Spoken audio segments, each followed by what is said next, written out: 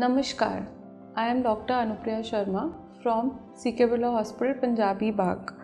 I welcome you all to our new educative series on cancer. Let us understand cancer. और आज हमारे first episode में हमारे साथ हैं doctor Neeraj Goyal, who is Director Oncology Services at CK Birla Hospital, Punjabi Bagh. Sir, I welcome you.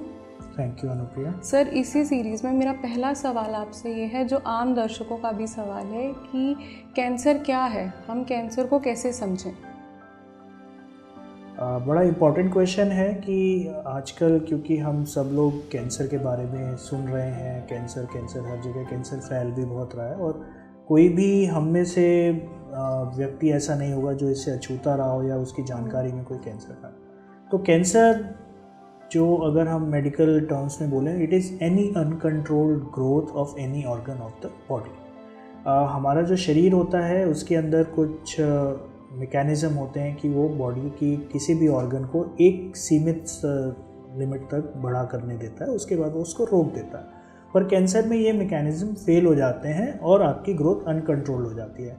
जैसे मैं अगर एग्जांपल दूँ तो मेरी फिंगर ये प्रोग्राम्ड है कि इतना ही ग्रो करेगी, इससे ज़्यादा ग्रो नहीं कर सकती क्योंकि वहाँ पर कुछ चेक पॉइंट इनहिबिटर्स लगे हैं। पर अगर वहाँ पर कुछ गड़बड़ हो जाती है, कुछ मेरे डीएनए में चेंज आ जाता है और मेरा वो इनहिबिटर जो रोकने वाली जो क्षमता थी वो ख़त्म हो जाती है, तो वो ग्रोथ अनकंट्रोल हो जाएगी कि एक सेल जो डिवाइड होके 4 तक ही रुकना था वो अब 4000 4 लाख तक हो जाएगा और वो कैंसर का रूप ले लेगा। तो कोई भी अनकंट्रोल ग्रोथ बॉडी के किसी भी ऑर्गन के अंदर कैंसर है। Thank you sir. इसी में मेरा अगला सवाल है, ये कैंसर क्यों हुआ। जैसे हम आम बहुत सुनते हैं कि तंबाकू खाया, टबैको खाई, स्मोक किया तो कैंसर हो गया। तो सब ये जानना चाहते हैं कि कैंसर क्यों हुआ। देखिए, कैंसर के होने के बहुत सारे कारण हैं, उनमें से एक आपने बताया। मैं उन कारणों पर नहीं जा रहा हूँ, मैं अंदरूनी मेरे अंदर चेंज क्या आया जिसकी वजह से कैंसर हुआ उसकी हम बात कर रहे हैं। आपने तंबाकू का नाम लिया, फॉर एग्जांपल मैंने तंबाकू लिया, मैं तंबाकू चबा रहा हूँ तो उसकी वजह से कुछ ऐसे केमिकल्स हैं जो मेरे मुंह के अंदर की जो लाइनिंग है जिसको हम म्यूकोजा बोलते हैं उसको डैमेज कर रहे हैं और वो डैमेज बार बार लगातार हो रही है। तो वहाँ पर एक प्रोटेक्टिव मैकेनिज्म की तरह वहाँ पर एक ग्रोथ होना शुरू होता है। पर साथ ही साथ उस मैकेनिज्म में एक डिफेक्ट आ गया जिसकी वजह से, क्योंकि मेरे को बार बार ट्रॉमा हुआ, वहाँ पर म्यूटेशन हुआ, वो डिफेक्ट आने की वजह से जो मेरा ग्रोथ था, जो मेरी डेवलपमेंट थी उधर, वो अनकंट्रोल्ड हो गई कि वो अब उसको नहीं रोक पा रहा है। जो मेरा सेल ने एक प्रकार से आप मान के चलिए कि मैंने एक प्रोटेक्टिव मैकेनिज्म की तरह बढ़ना शुरू किया, पर वो अब अनकंट्रोल्ड हो गया। तो मेरे मुंह के अंदर एक गांठ बन गई या मुंह के अंदर एक अल्सर बना जो धीरे धीरे बढ़ता जा रहा है क्योंकि शरीर उसको कंट्रोल नहीं कर पा रहा है। तो कुल मिलाकर अगर मेरे को बार बार टोबैको जैसे आपने एग्जाम्पल लिया, बार बार मेरे को एक ही जगह पर कोई भी समस्या होती जा रही है, मेरे को इन्फ्लेमेशन बार बार होती जा रही है, तो मेरे जीनोम के अंदर, मेरे डीएनए के अंदर चेंज आता है जिसकी वजह से मेरी ग्रोथ को मैं कंट्रोल नहीं कर पा रही है मेरा शरीर और कैंसर डेवलप हो जाता है। सर, तो ये फैलता कैसे है, ये आगे कैसे बढ़ता है, आगे कैसे फैलता है। इसके फैलने के अंदर भी मेरे शरीर के लिए अंदर जो अंदरूनी प्रॉब्लम्स हैं वही है।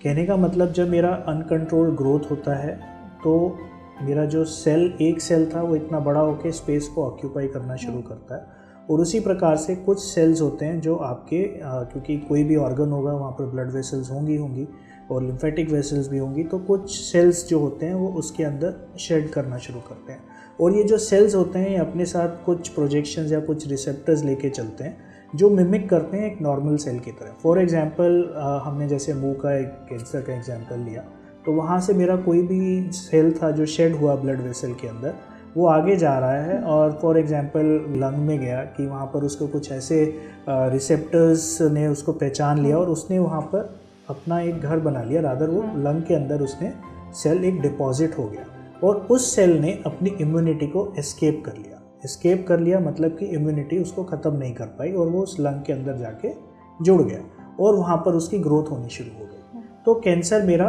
मुंह से निकल के मेरे लंग्स तक पहुँच गया, इसी प्रकार वो लिवर तक भी पहुँच सकता है और ये स्टेज 4 कहलाती है। तो कैंसर के फैलने में भी मेरी अनकंट्रोल ग्रोथ और उसके साथ साथ मेरी कुछ म्यूटेशंस जिसकी वजह से मेरे सेल के अंदर से कुछ ऐसे पदार्थ निकल रहे हैं या वो कुछ ऐसे पदार्थ लेके जा रहा है जो एक टारगेट ऑर्गन पे जाके रिसेप्टर के थ्रू चिपक जाते हैं और आपका स्टेज 4 की तरह वो प्रेजेंट कर जाता है। तो कैंसर ऐसे फैलता है। Thank you so much sir for your valuable information. जिस हिसाब से आपने इतनी सरल भाषा में हमें समझाया है, मैं श्योर हूँ कि हमारे दर्शकों को कैंसर को समझने में बहुत मदद मिलेगी इससे। और हम नेक्स्ट एपिसोड में आपसे कैंसर के अलग अलग कारणों के बारे में जानना चाहेंगे। Thank you once again sir. Stay tuned.